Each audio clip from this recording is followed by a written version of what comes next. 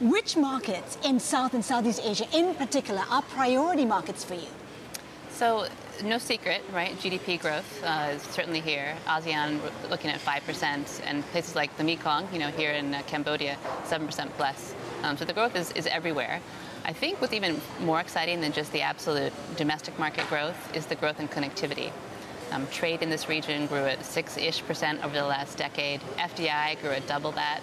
And there's a lot of focus now on connected infrastructure. It's a big topic here at the World Economic Forum. But looking over the next decade, I think we're going to really begin to see those, cross-country railroads, bridges, highways, shipping routes. They're going to bring the cost of logistics down here and open up even more connectivity. And for us, as an international bank, it's those connections that are even more exciting than domestic GDP growth. The thing with emerging markets and frontier markets is volatility. I mean, the moment there is any risk, investors tend to pull their money out. What do you view as the biggest risk for this part of the world? Well, that's certainly the volatility in the world. I think we can no longer say is consigned to emerging markets. I think 2016, when you look back, whether it was developed market elections or currency, or it was a very difficult year to predict on many fronts. I think we're seeing a new era of more patient capital coming to emerging markets. The infrastructure investment market right now is very hot. Things like power, 15, 20-year assets. So we're hoping that, I think like us, we're actually the largest or oldest foreign bank in many of these markets. The capital will be more here for the long term, right? Because that long-term finance that you really need to get the infrastructure off the ground and these economies realizing their full potential. Moody's recently downgraded some of StanChart's ratings because it said that your return on equity of about 8% is just way too low. How do you respond to that? Well, their concern is about growth.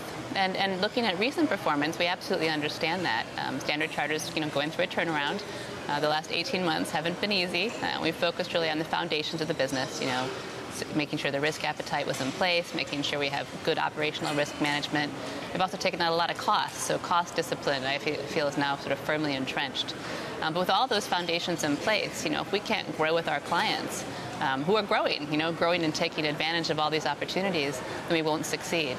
So Moody's may have that view. At the management team, we're firmly focused on growing with our clients, and we think we'll succeed.